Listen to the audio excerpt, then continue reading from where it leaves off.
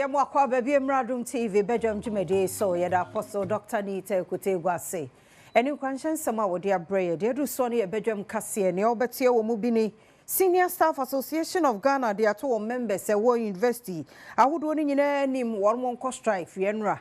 eno ne nsem bi na no pay me de bro fasedama majoy trish won tadi bako ene hyemi bini de afia amankwa tamaklo afia de de mientie se de semni chiremu etie Senior Staff Association net Technical University Administrators Sansuna Federation of University Senior Staff Association ene one mate atwan one some no dada no condition of service emunsem ene of Ghana SSAUG the Technical University Administrators Association of Ghana TUAG and the Federation of University Senior Staff Association of Ghana FUSAG announce with deep regret but unwavering resolve our decision to embark on an indefinite strike action.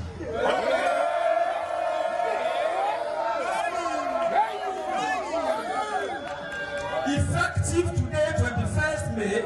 2025. This difficult decision comes after countless engagements and goodwill efforts extended to the government, which have unfortunately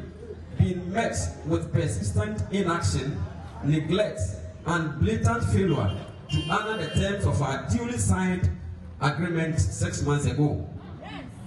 Yet was so na Elmina apopofo na wodeto oswafo ohwe fisheries mama Emilia afa ni mu se anka ebeya premise eye automatic machine no wo mo nsesemu ansa no wo matimi de ato won premise fuel no de ntia wo kasa no ebi ni Adom kase e di nkomoye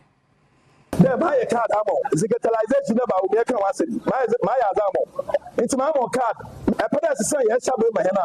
na ya card amo ma say the other free roll anytime I make premise with that you biara other ma me dan me ya premise no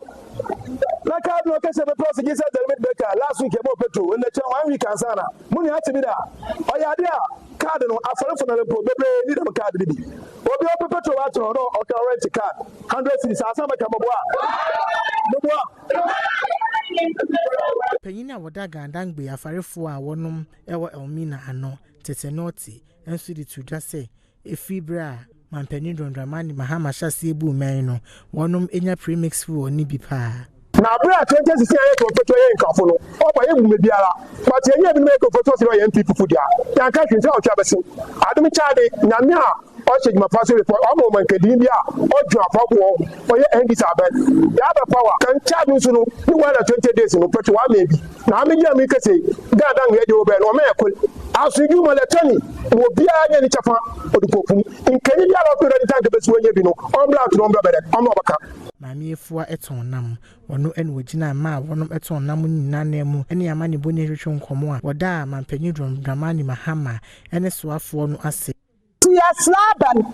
mama utema APP fono wala kaka no we an mobile 8 years ya bra papa wanhia no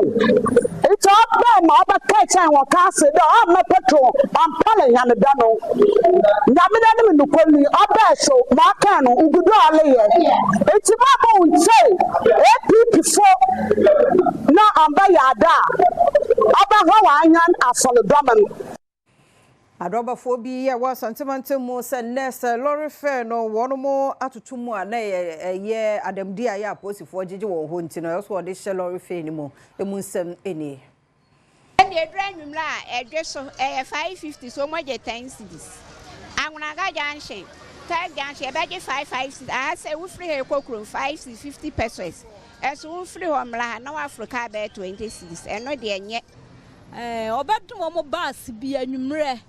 Sabaya and Kasa ejo so 10 cedis ni ade no ka sabe ho eso betimi ate kakrabua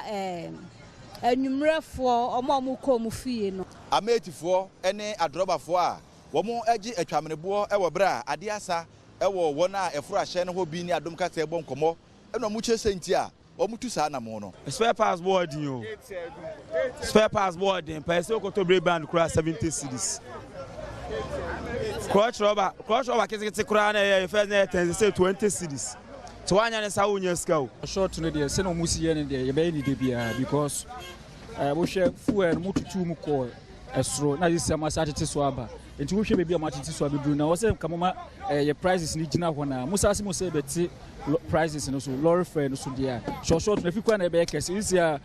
Saturday school for neighbor be we scratching the ayi enye say enye first year baba so too the human more than and police for no so high do the police for nja pay my enye first year baba so amansa chairman kwadwo bi mreku amanebo asante mantamu Ebinada no Accra Metropolitan Assembly mpanimfo ye adwuma won kran ne mpotamu adwadifo wokwa ho nyina wo yi won firi ho nti adechi ne wuku adamu no ye bo apro kohweye se wo mafiri ho anaso wo maba na kwadwo bensa brampa etwaso the conjunction exercise Accra me your wash as the ori ye no sende adom kase ene da wo be ya wo bedi da medwume ye ya adwende babo echi na ya hwede adwuma ende da wo ye no wezin mu anada omanfo na asan na agekwan na afa sha sifi kimbu senior high na adwuma meyo na nkrofo we ye iza obi bese oyaza waso yin papa obiara onam ha bia nam ha owono kwan do akwan no ma order hand another cars wa fam no cars no wona mu nyipa ba onye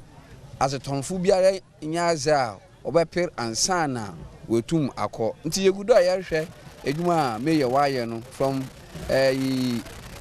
Accra Technical University enyim ho azerbaneze ehu de omanfo no we fi akwan nchen na the pavement nchen ezi wuram elko kimbu